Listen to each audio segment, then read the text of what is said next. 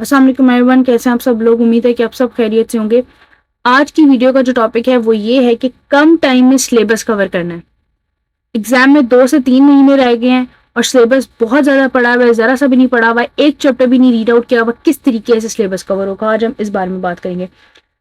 सबसे पहली चीज, कंफ्यूज नहीं होना, प्रेशर नहीं लेना, पैनिक नहीं होना, क्योंकि जहां पे हमने इन 3 चीजों के ऊपर काम करना स्टार्ट कर दिया अपनी लाइफ में, वहीं पे प्रॉब्लम्स आ जाएंगी।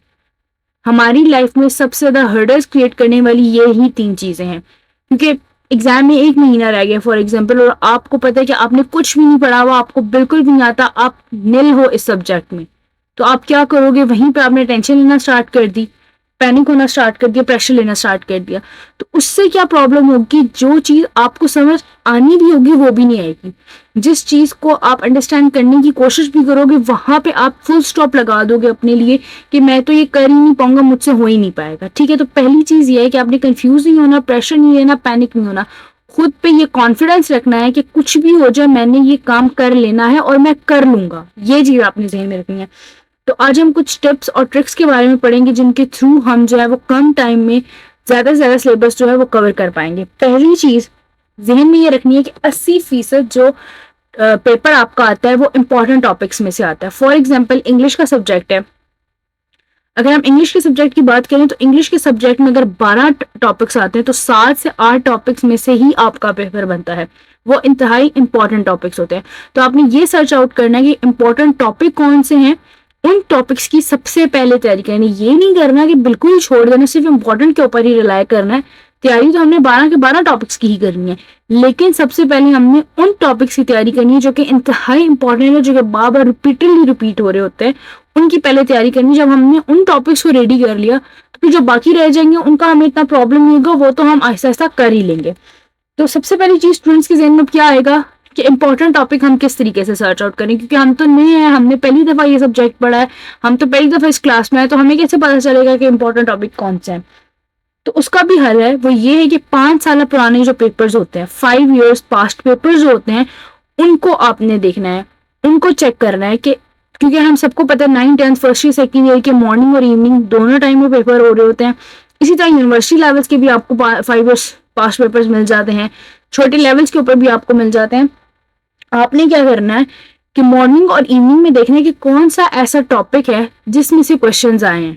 ठीक है, उसके बाद आपने 2 3 4 पेपर्स को देखना है कि उसमें कौन कौन से टॉपिक्स रिपीटेडली रिपीट हो रहे हैं, कौन से क्वेश्चंस किस टॉपिक में से आ रहे हैं।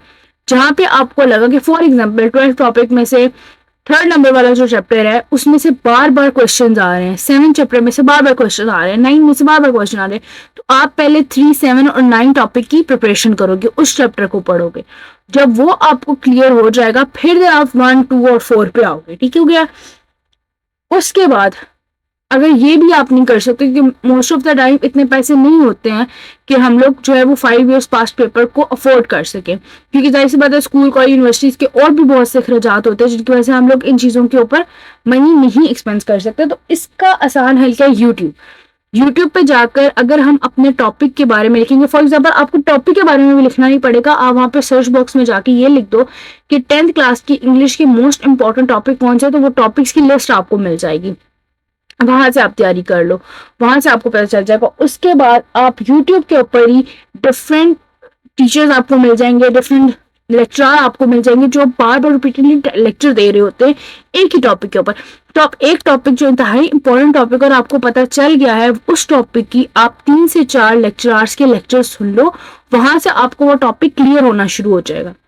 तो आपको इतनी मेहनत भी करने की जरूरत नहीं पड़ेगी। सबसे इंपॉर्टेंट चीज कॉन्सेप्ट बेस्ड स्टडी करना, क्योंकि हमारा क्या है, हम लोग रटा बेस्ड स्टडी करते हैं, रोड सिस्टम के ऊपर रिलाई कर रहे होते हैं। हमें जो टीचर ने पढ़ाया है, जो या हमारी बुक में लिखा हुआ है, जो हमने नोटबुक पे लिख दिया है, उसी को ही हम रट्टा लगाते रहेंगे। तो क्या होगा कि एक बात ध्यान में रखना कि हम लोग सोच रहे होते हैं, ये समझ रहे हो कि 100% हम लोगों ने पढ़ लिया है, वो 100% हमारे दिमाग में बैठ जाएगा। ऐसा कुछ भी नहीं होता। अगर आपने 100% सोचा है कि मेरे माइंड में बैठ गया, मैंने 100% पढ़ा है, तो 100% दिमाग में नहीं बैठता। वो आपके दिमाग में अगर बैठा भी है तो 40 to 30% बैठेगा। और जब आपके सामने पेपर आएगा, आपने रट्टा मारा होगा और बीच में से एक लफ्ज भी भूल के, तो समझो सारे का सारा पेपर भूल गए। तो क्या करना है, कॉन्सेप्ट बेस्ड स्टडी करनी है। कॉन्सेप्ट बेस्ड स्टडी कैसे करनी है, आपने चैप्टर को समझ के पढ़ना है। फॉर एग्जाम्पल अगर आप साइंस की बात कर लेते हैं, चले साइंस के चैप्टर को लिया है, उसको समझ के पढ़ो, इसमें क्या क्या लिखा हुआ है क्या क्या नहीं लिखा हुआ, ट्रांसलेट करो अपनी लैंग्वेज में। जैसा हमारी लैंग्वेज है उर्दू, हम वहाँ पे इंग्लिश में लिखा होगा, इंग्लिश टू उर्दू जब हम ट्रांसलेशन करेंगे, समझ के पढ़ना स्टार्ट करेंगे, तो हमारा माइंड ओपन होना स्टार्ट हो जाएगा, हमें चीज़ें इजीली समझ आना स्टार्ट हो जाएंगी कि अच्छा इस तरीके से मैंने इस चीज़ को समझना है, इस तरीके से ये चीज़ है और इस तरीके से मैं कर सकता हूँ। अपनी वर्डिंग को यूज करना सीखो। जहाँ पे आप कॉन्सेप्ट बेस्ड स्टडी करना स्टार्ट करोगे, वहीं से आपको चीजें आसान लगना शुरू हो जाएंगी। अगर आप रट्टाबाजी के ऊपर रहोगे तो वो चीजें आपके लिए और ही ज्यादा मुश्किल होना स्टार्ट हो जाएंगी। चीजों को क्रिटिकली मत देखा करो, इजी से इजी वे में जाके काम करना सीखो। कॉन्सेप्ट बेस्ड स्टडी का सबसे बड़ा फायदा क्या होगा, आपको चीज समझ आ गई, आपको पता चल गया इस सवाल का ये जवाब है, तो आप क्या करोगे, अपनी वर्डिंग में भी आंसर करोगे तो भी आपको बहुत अच्छे नंबर आ जाएंगे। मेन मकसद क्या है, सिलेबस को कवर करना और नंबर लेकर आना कम वक्त में। तो इसके लिए सबसे बेहतरीन टिप ये है कि आप कॉन्सेप्ट बेस्ड स्टडी करना स्टार्ट कर दो। कॉन्सेप्ट बेस्ड बहुत हेल्पफुल होता है कम टाइम में बहुत अच्छे नंबर लाने में। उसके अलावा सबसे मेन चीज तो ये है कि आप अपना डेली बेसिस के ऊपर काम करो। जो आपको डेली काम मिल रहा है, स्कूल से मिल रहा है, स्कूल में काम किया, होमवर्क किया, इवन कॉलेज में भी, यूनिवर्सिटी में भी, तो उसको डेली बेसिस पे थोड़ा थोड़ा करके याद करना स्टार्ट करो। एक हफ्ता एक सब्जेक्ट को दो, दूसरा हफ्ता दूसरे सब्जेक्ट को दो, और उसके बाद खुद को अपनी एनालिसिस करो, अपना एनालिसिस करना स्टार्ट करो। याद कर लिया, उसके बाद अपना टेस्ट खुद लो। अगर वो नहीं हो सकता तो इस तरीके से अपने पेपर को तैयार करो कि अगर आपके पास कम टाइम भी है, शॉर्ट टाइम भी है, तो उसको इजी वे में रह के करना स्टार्ट करो, कॉन्सेप्ट लेकर पढ़ना स्टार्ट करो, और उसके साथ साथ शॉर्ट क्वेश्चंस बनाओ। चैप्टर्स के अंदर में से बहुत से ऐसे इंपॉर्टेंट छोटे छोटे टॉपिक्स मिल जाएंगे जिनके आप शॉर्ट शॉर्ट क्वेश्चंस बना लोगे, तो इस तरीके से क्या होगा, आपको पूरे का पूरा चैप्टर समझ आना स्टार्ट हो जाएगा। तो ये था हमारा आज का टॉपिक कि कम टाइम में किस तरीके से पूरे का पूरा सिलेबस कवर करें। अगर आपकी वीडियो आपको अच्छी लगी तो मेरी वीडियो को लाइक करें, अपने फ्रेंड्स के साथ शेयर करें, कमेंट जरूर करें और मेरे चैनल को सब्सक्राइब करें। Thank you.